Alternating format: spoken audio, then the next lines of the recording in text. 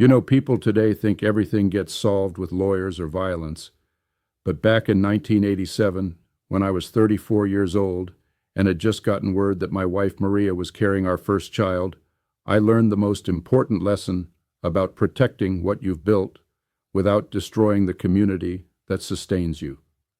This was during what we called the garbage route war. Though nobody got hurt and no shots were fired, which tells you everything you need to know about how real problems get solved when you use your head instead of your fists. I was working under Tommy the Truck Benedetto then, a man who'd been running waste management routes through Little Italy and Taylor Street since the Kennedy administration. Tommy was 62, built like a fire hydrant, and had hands that could crush walnuts, but preferred to shake them in friendship. He'd taught me that in this business, your reputation in the neighborhood matters more than your reputation on the street, because the neighborhood is where your children grow up and where your mother goes to church and where you're going to be buried when it's all over. The routes we serviced weren't just business, they were relationships. Mrs. Panzini at the corner market, she'd been getting her garbage picked up by Tommy's crew since 1963. Old man Castellano, who ran the shoe repair shop, he'd slip the drivers $20 every Christmas and expect his bins emptied exactly at 7:30 every Tuesday morning because that's when he opened his shop. These weren't just customers, they were neighbors, and that distinction made all the difference in how we handled what came next. It started on a Monday morning in October when my cousin Mickey came running into Benedetto's sanitation office on Taylor Street, his face red from more than just the autumn cold. Mickey was 26 then, strong as an ox and twice as stubborn, always looking to prove he belonged in the family business through action rather than patience. He'd been driving routes for 3 years and took every slight against the operation as a personal insult to his manhood. "Vinny, you got to see this," Mickey said, practically vibrating with anger. "There's trucks on 18th Street with Southside plates, and they're talking to Mrs. Rossini about taking over her building service." Mrs. Angela Rossini ran the community center and had been my mother's best friend since they were girls in Sicily. If someone was pressuring her, it wasn't just business anymore. It was personal. And in our neighborhood, personal meant everything. I told Mickey to slow down and tell me exactly what he saw, because the first rule Tommy taught me was that half the problems in this world come from people reacting before they understand what they're actually dealing with. Mickey explained that he'd seen 2 trucks with Genovese waste solutions painted on the sides, talking to business owners along our established routes, offering service at rates we couldn't match without losing money on every pickup. Now, you have to understand something about the waste management business in Chicago during the 1980s. It wasn't just about collecting garbage, it was about relationships, reliability, and respect. When you serviced a route for 25 years, you knew which restaurants needed extra pickups during the weekend, which businesses generated more cardboard than usual during inventory season, and which elderly residents needed their bins brought back from the curb because they couldn't manage the weight themselves. This wasn't something you could just undercut with lower prices and expect the same level of service. Tommy was in his office when I brought Mickey's report to him, sitting behind a desk covered with route schedules, invoices, and a half-eaten sandwich from Conte's Deli. When I explained what Mickey had seen, Tommy's expression didn't change, but I noticed his hands stopped moving. That was Tommy's tell. When he got serious, everything went still except his mind. "Sal Genovese," Tommy said after a long pause. "I know his father, Carmine. Good man, ran a clean operation on the South Side for 30 years before he retired. Sal's different, younger, hungrier, doesn't understand that some things are worth more than the money they bring in." Tommy stood up and walked to the window that looked out onto Taylor Street, watching the afternoon foot traffic of neighbors heading home from work, kids walking back from school, elderly couples taking their daily walks to the park. "Vinny," Tommy said without turning around, "I'm 62 years old, And I've been thinking about retiring to that little place in Arizona my wife keeps showing me pictures of. But I'll be damned if I'm going to let some hotshot from the South Side destroy relationships it took me a quarter century to build. This is about more than money. It's about who we are in this neighborhood and what we leave behind. That's when I realized this situation was going to test everything I'd learned about solving problems without creating bigger ones. Tommy wasn't just protecting a business, he was protecting a legacy, and I was the one who was going to have to figure out how to do it without starting a war that would hurt the very people we were trying to protect. The next morning, I decided to do something that Mickey thought was crazy, but Tommy understood immediately. I drove over to the South Side to have a conversation with Sal Genovese. Not a confrontation, not a threat, just a conversation between two men who both had to make a living in the same city. Sometimes the most dangerous thing you can do is assume the other guy is your enemy before you've given him a chance to be anything else. Genovese Waste Solutions operated out of an industrial building on Halstead, bigger and newer than our operation, with a fleet of trucks that looked like they'd been purchased yesterday rather than maintained for 20 years. Sal Genovese was waiting for me in his office, a guy about my age with expensive clothes and the kind of confidence that comes from success arriving quickly rather than being earned slowly. "Vincent Torino," Sal said when I walked in, like he'd been expecting me. "Tommy Benedetto's boy. I heard you were smart, which is why I'm hoping we can work something out that makes sense for both of us." The way he said it told me everything I needed to know.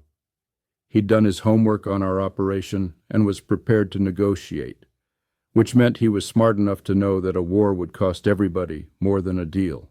I sat down across from his desk and looked him in the eye. "Sal, I'm going to be direct with you because that's the only way this conversation works. You're moving into territory that's been serviced by the same people for 25 years, and you're doing it by undercutting prices in a way that tells me you're not planning to make money on these routes. You're planning to drive us out and then raise prices once you've got control. That's not business, that's conquest.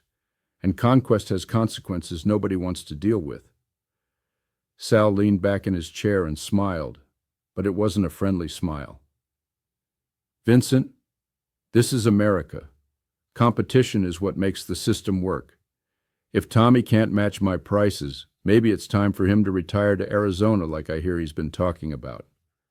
The fact that he knew about Tommy's retirement plans told me his intelligence was better than I'd hoped, which meant this was going to be more complicated than a simple territorial dispute. "Here's what you don't understand, Sal," I said, keeping my voice level and respectful, because losing your temper in a negotiation is like showing your cards before the betting starts. Those routes aren't just customers, they're relationships.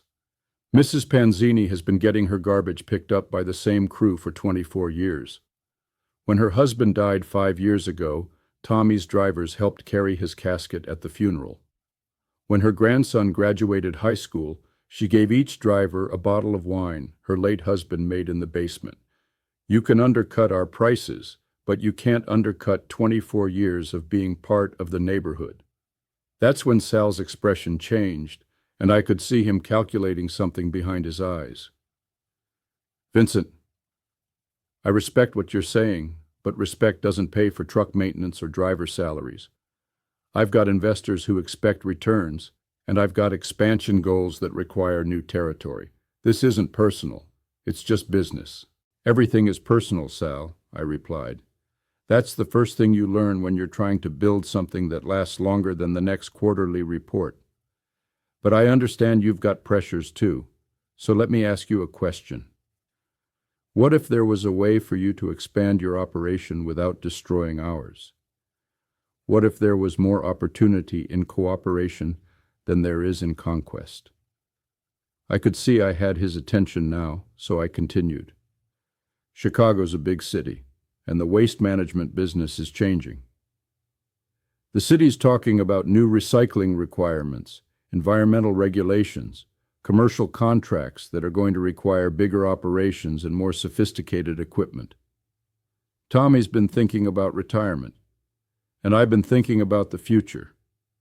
Maybe there's a way to combine what you're building with what we've already built." Sal was quiet for a long moment, and I could see him working through the implications. What exactly are you proposing, Vincent?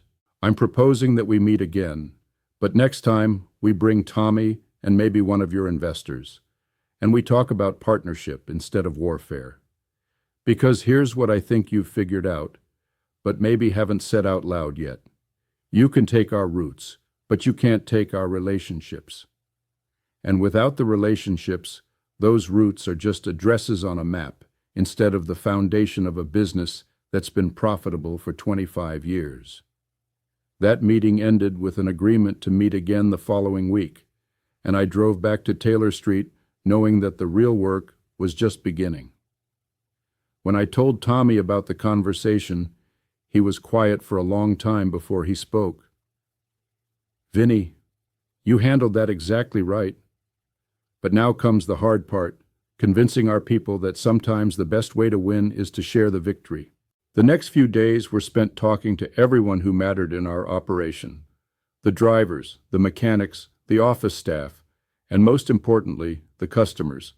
I walked every route, visited every business, sat in every kitchen where a longtime customer offered me coffee and asked what was really happening with all these new trucks they'd been seeing around the neighborhood. Mrs. Rossini was the most direct, as usual. Vincent, she said, pouring espresso into cups that had been in her family since before the war.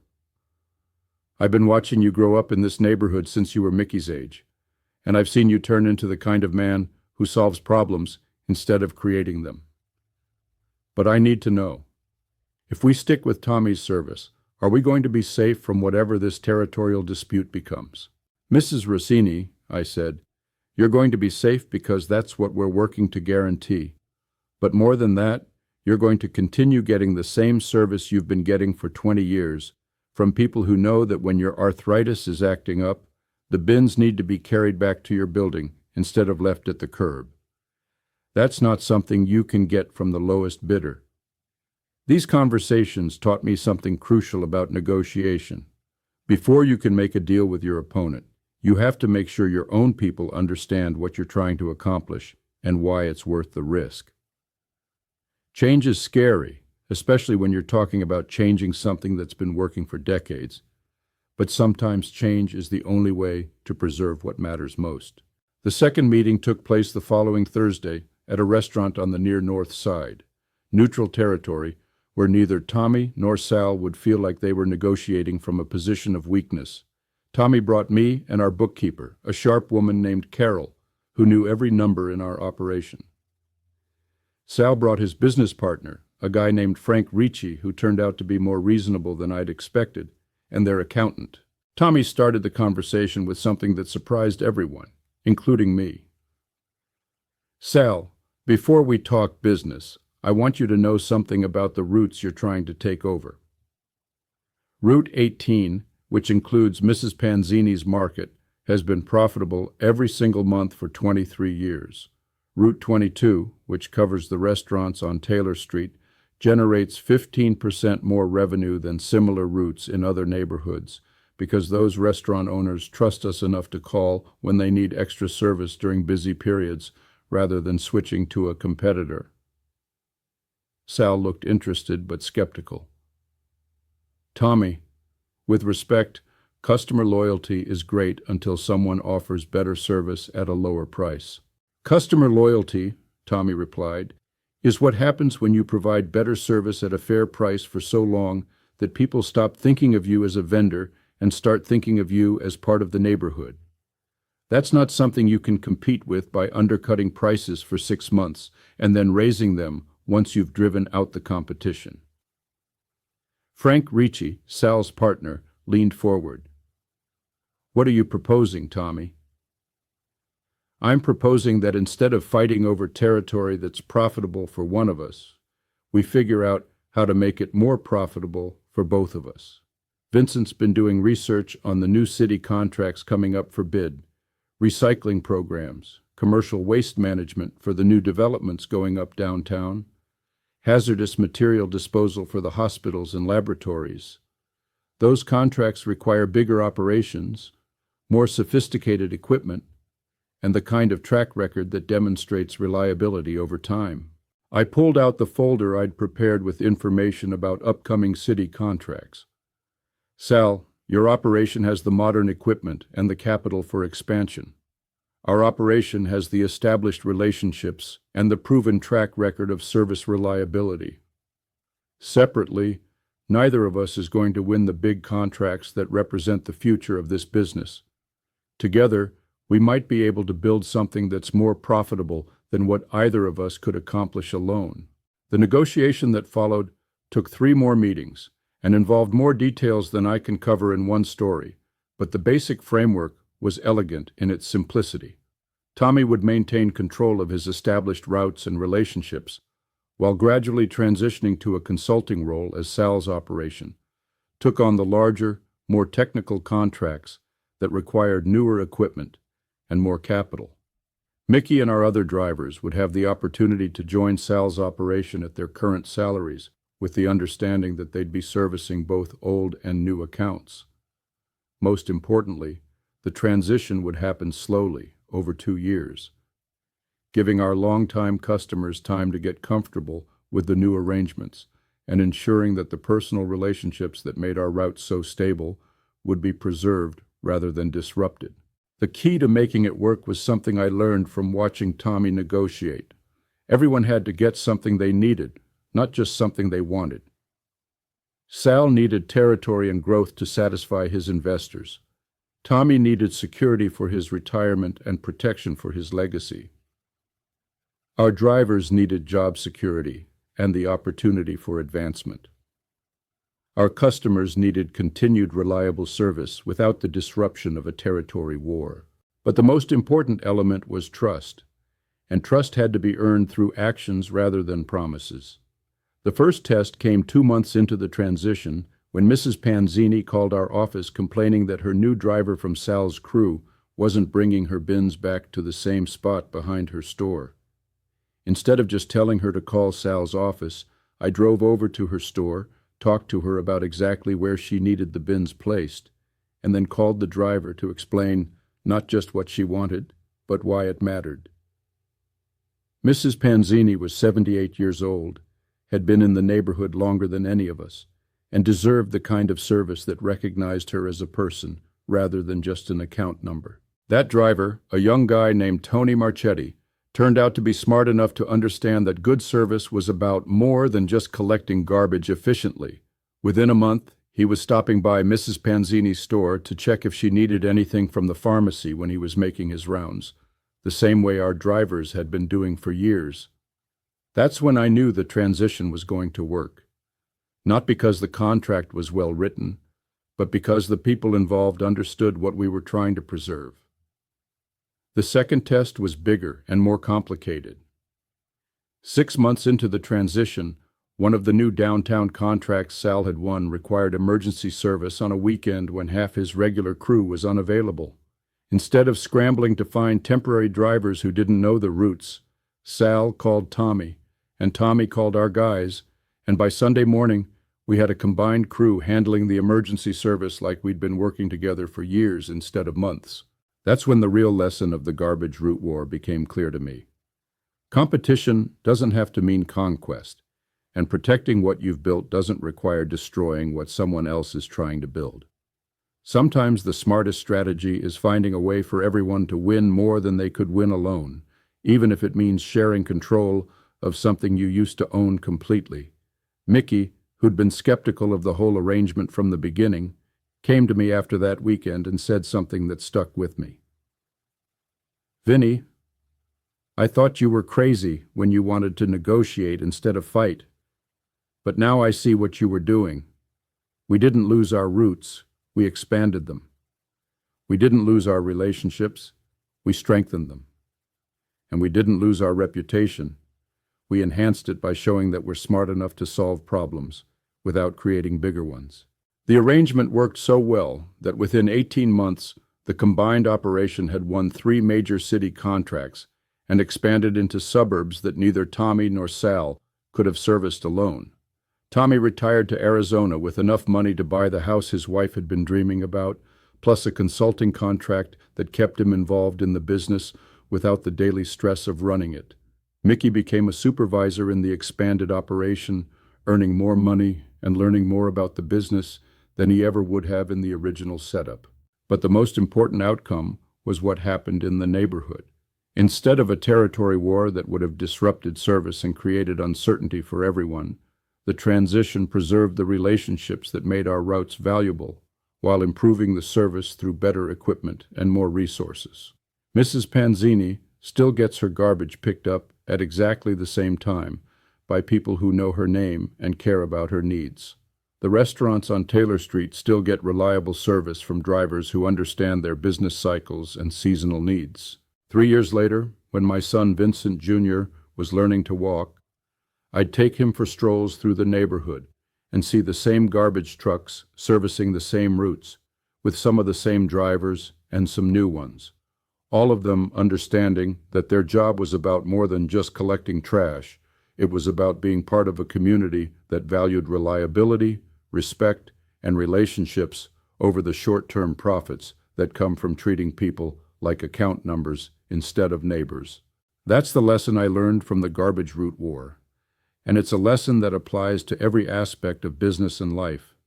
When someone threatens what you've built, your first instinct might be to fight, but your first conversation should be about whether there's a way to build something bigger and better together. When you're negotiating with someone who wants what you have, remember that they might have something you need, and the best deals are the ones where everyone gets more than they expected when the conversation started. Most importantly, remember that everything is personal, especially business, because business is about relationships between people, and relationships are built on trust, respect, and the understanding that what's good for the community is usually good for everyone who's part of it. The garbage routes are still running. The neighborhood is still strong, and the next generation is learning that wisdom beats warfare every time, as long as you're smart enough to recognize the difference between an enemy and a potential partner who just doesn't know you yet.